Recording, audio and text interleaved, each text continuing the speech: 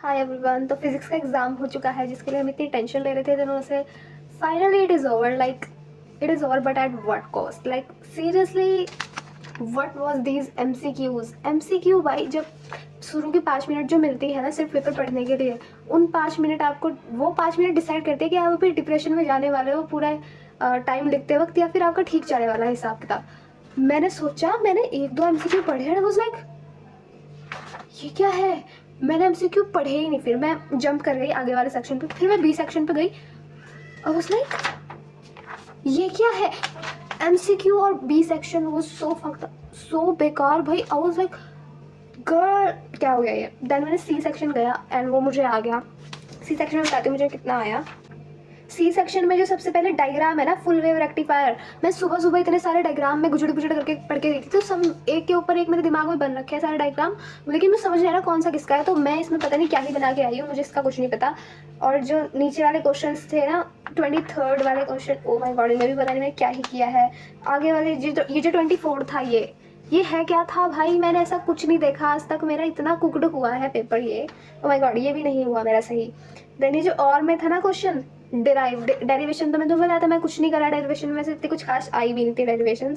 5 marks की आई है gas, तो वो भी नहीं मिले। वीट स्टोन ब्रिज में कल ही पढ़ के गई थी और वो आ गया और वो मेरा हो गया, तो यार that is something good. And also then isotopes isobar वो सो इजी, क्योंकि ये तो भाई छोटा सा ही है। लाइक ठीक है, सेक्शन सी में थोड़े बहुत ऐसे हो गए। सेक्शन बी में वैसे तो मैं पूरा पेपर करके आई हूँ, मैंने लाइक रिलेवेंट चीज़ें लिख ली, ऐसा नहीं मैंने छोड़ा नहीं है कुछ भी। लेकिन section B was so fucked up. क्या था भाई वो। ऐसे मेरा सेट 3 था, okay. And okay, section D पे जाते हैं हम। सेक्शन डी भी कर ही लेती हूँ मैं कुछ ना कुछ करके, ठीक, इतना भी बुरा नहीं था ये। वैसे मैं इतना भर भर के लिखा है पूरा नोटबुक में। यार मुझे ये नहीं समझ आता है, जो यूट्यूब टीचर्स बताते हैं कि ये इंपॉर्टेंट है वो इंपॉर्टेंट है, उनका कुछ इंपॉर्टेंट दिखता क्यों नहीं पेपर में। मतलब यार किरचॉफ्स लॉ में मुझे इतना रिग्रेट हो रहा है कि वो सेट 2 में थी, काश मेरे सेट में हो जाती है वो। सेट 2 में 3 नंबर में थी वो किरचॉफ्स लॉ, एंड मुझे इतना वो हो रहा है कि मेरे सेट में क्यों नहीं थी। अब जो क्वेश्चंस मुझे आते हैं, अगर वो मेरे सेट में ना हो तो मुझे ऐसे ही होता है। खैर, किया तो मैंने सारा है, बट आई कैन से कि इतना कुछ अच्छा नहीं किया मैंने। बस इतना है कि हाँ, मुझे इतना पता है कि I am gonna get pass. And guys, तुम भी बताओ कि तुम्हें भी एमसीक्यू में ऐसा हुआ है। लाइक एमसीक्यू मुझे सच में नहीं आ रहे थे, मैंने तुक्के मारे हैं, सब में तुक्के। एंड मैं काफ़ी दिनों से ऐसे एलिमिनेशन मेथड से एमसीक्यू कर रही हूँ, क्योंकि एमसीक्यू मुझसे होते ही नहीं हो रहे थे, तो मैं क्या एलिमिनेशन मेथड ट्राई कर रही थी। एंड क्या हो रहा था, सारे सही जा रहे थे, तो मैंने वही किया है। क्या पता तुक्का बैठ जाए। भगवान जी प्लीज़ देख लेना, भगवान जी कोई ऐसा टीचर देना जिसको लाइक तरस आ जाए बच्चों में, क्योंकि मैं इतना भर के लिख के आई हूँ, तो उनको ऐसा तो लगेगा कि यार इसने इतना लिखा है तो ये बेचारी चाहती होगी पास हो जाएगी। वैसे मेरी फ्रेंड्स में भी सबका ही बेकार गया है। And so done, so done. और मैं बिल्कुल भी आंसर की नहीं देखने वाली हूँ, तुम भी मत देखना भाई। एक तो हम वैसे ही डिप्रेस्ड है, और आंसर की देख लेंगे तो और हो जाएंगे। मेरी नज़रों में एक भी इंसान अभी तक ऐसा नहीं आया जो कह दे पेपर बहुत अच्छा गया। लाइक सीरियसली सभी कह रहे हैं बेकार गया, बेकार गया। अब लेट्स सी क्या होता है आगे। Bro, it was so fucked up. Like हमने फॉर्मूले याद करे, किस लिए कि कोई आए ही ना, कोई फॉर्मूला नहीं है, सारे वर्क डन। वर्क डन ही क्यों पूछ रहे हो तुम, मतलब भाई ब्रो व्हाट। और कुछ था ही नहीं, लाइक न्यूमेरिकल्स नहीं भाई है।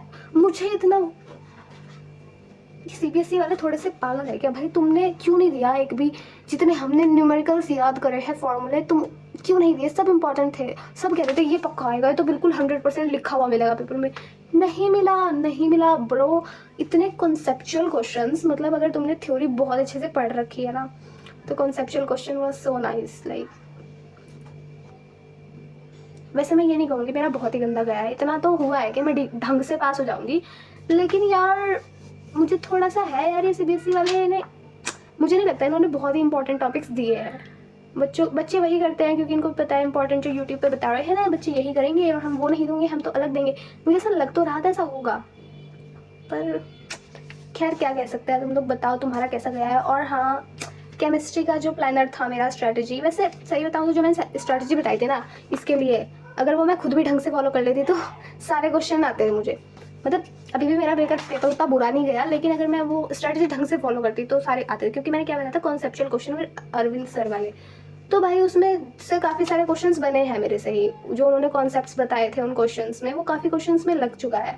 एंड ऑल्सो थ्योरी बताई थी मैंने तुम्हें, थ्योरी बहुत अच्छे से कर लेना। तो मुनीर सर की वीडियोस थ्योरी अगर तुम कर लेते तो वो भी हुआ है इस पेपर से।